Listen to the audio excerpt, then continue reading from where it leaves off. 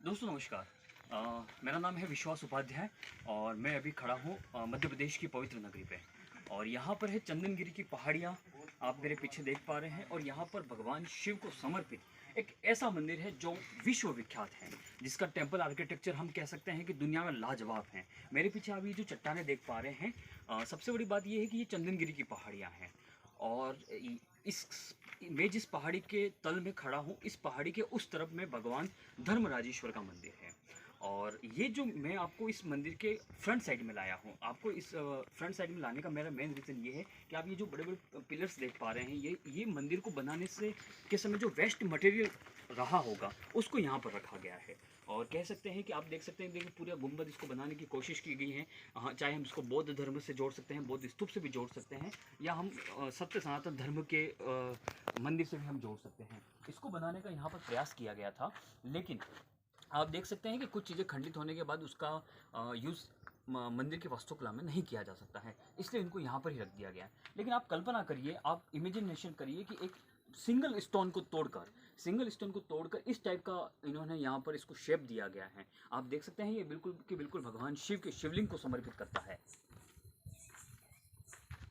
कम से कम ये 500 से 600 मीटर की गुफा है, और यहाँ पर छोटे छोटे पिलर्स हैं और बहुत सारा वेस्ट मटेरियल है। हम कह सकते हैं कि ऐसे कारखाना टाइप यहाँ पर इन मंदिर को बनाने के लिए जो वहाँ के कारीगर रहे होंगे, जो मजदूर रहे होंगे, उन्होंने यहाँ पर ही इन सारी चीज़ों की कटिंग किया होगा। आप देख सकते हैं यहाँ पर 25 लिखा हुआ है। 25 का मतलब है कि 25 नंबर की गुफा है। और मोस्टली ये जो यहाँ पर बौद्ध गुफाएँ ज़्यादा हैं। और आप देख सकते हैं कि हम जब किसी शिव मंदिर में जाते हैं, तो शिव मंदिर में जैसे ही जाते हैं हम, और हम जब मंदिर की घंटी बजाते हैं, तो उससे जो निकलने वाला जो नाद होता है, वो एक हमको सकारात्मक एनर्जी देता है, पॉजिटिविटी देता है। और भगवान शिव के मंदिर के आसपास में बौद्ध भिक्षुकों ने भी यहाँ पर मेडिटेशन के लिए इस स्थान को चुना था, और यहाँ पर रहकर उन्होंने अध्यात्म को जानने का प्रयास किया था, और उन्होंने यहाँ पर मेडिटेशन किया था। क्योंकि मेडिटेशन कह सकते हैं कि हम जो एक सकारात्मक ऊर्जा का जो स्रोत है, वो भगवान शिव है, और भगवान शिव का शिवलिंग है। आप आ सकते हैं, बेहतरीन गुफाएं हैं यहाँ पर।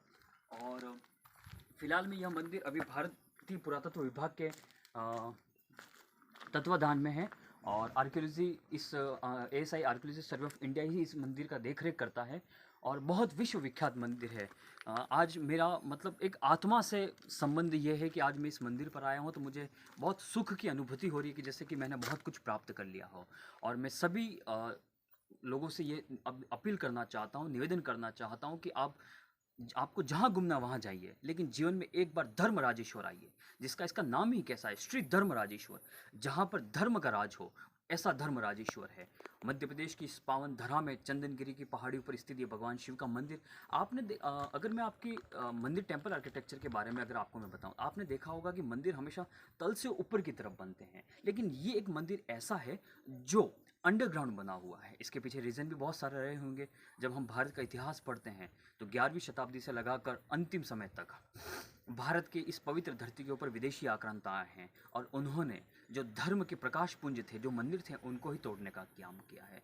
तो यह मंदिर टूटे नहीं, यह मंदिर आक्रांताओं की नज़र में नहीं आए, इसलिए इस मंदिर को अंडरग्राउंड बनाया गया है। लेकिन फिर भी इस मंदिर के ऊपर बहुत सारे हमले हुए हैं, और बहुत बार इस मंदिर को तोड़ा गया है। लेकिन वो कहा जाता है ना कि हमारी हैसियत उसकी उनकी औकातों से ज़्यादा थी। उन्होंने इस मंदिर को, इस टेम्पल आर्किटेक्चर को बहुत नुकसान पहुंचाने का प्रयास किया। लेकिन आज भी ये जो मंदिर हैं, यहाँ की जो पहाड़ियाँ हैं, वो अपना सीना तान कर भारत के एक गौरवशाली इतिहास को बताती हैं। और आइए मैं आपको आगे की गुफाओं को दिखाता हूँ, जो भारत के वैभवशाली और गौरवशाली इतिहास को बयां करती हैं। बस बस भैया, आगे 2 मिनट है ना।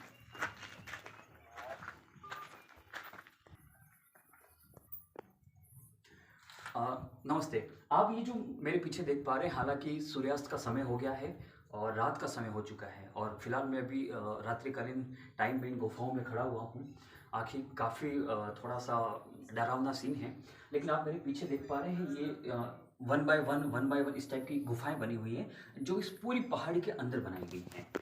ये जो गुफाएं हैं, ये यहाँ पर साधकों के लिए बनी हुआ करती थी, जो लोग तपस्या करते हैं, साधना करते हैं, आध्यात्म करते हैं, और अपनी अपनी आत्मा का संबंध परमात्मा से करना चाहते हैं, उनके लिए इस टाइप की गुफाएँ बनाई गई हैं। और ऐसा कहा जाता है कि इस धर्म राजेश्वर के अंदर कम से कम 170 से ज़्यादा ही गुफाएँ हैं, जो बौद्ध धर्म से संबंधित हैं, जैन धर्म से संबंधित हैं। साथ ही यहाँ पर भगवान विष्णु की दशावतार युक्त मूर्ति भी है, लेकिन उसको भी तोड़ा गया था। लेकिन भगवान विष्णु का जो चतुर्भुज रूप वाली जो मूर्ति है, वो आज भी यथावत है। साथ ही यहाँ पर भैरव की मूर्ति है, भगवान हनुमान जी की मूर्ति है, साथ-साथ ही माँ देवी पार्वती माता की भी मूर्ति देखने को मिलती है। तो कहने का तात्पर्य ये है कि सनातन सत्य, सनातन धर्म, जिससे निकलने वाली दो शाखाएं, जैन धर्म और बौद्ध धर्म, इन तीनों का यहाँ पर एक अद्भुत संगम हमको देखने को मिलता है।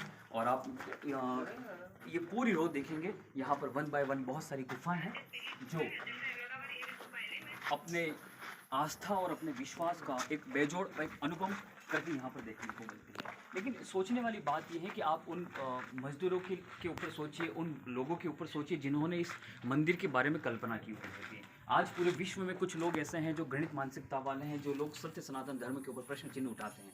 लेकिन आप सोचिए कि इस प्रकार की कल्पना भी हम लोगों ने की है। आप कहीं पर भी किसी भी आपको इस प्रकार का ऐसा उदाहरण नहीं मिलेगा जैसा यहाँ पर देखने को मिल रहा है। बहुत बहुत धन्यवाद, नमस्कार। Okay okay. इसके ऊपर देखो शिवलिंग है, ये देखो, है ना, मतलब शिवलिंग से इसको ऐड किया हुआ है। अरे मुंडू बना जिसके एक बार देखिए, गुफा के बीच के अंदर जैसे ही हम इस गुफा से बाहर निकलते हैं तो एक आपको ये चीज़ देख पा रहे हैं। अब ये बिल्कुल गुफा से अंदर बिल्कुल सटा हुआ है, और इसके ऊपर की जो सबसे विशेष बात है, इसको हम शिवलिंग कह सकते हैं। शिवलिंग ये कह सकते हैं, ये शिवलिंग ही है। और आप देख सकते हैं कि पूरा भाग इसके टच में है, और यही इस पूरी इस गुफा का वजन यहाँ पर इसके ऊपर उठाया हुआ है।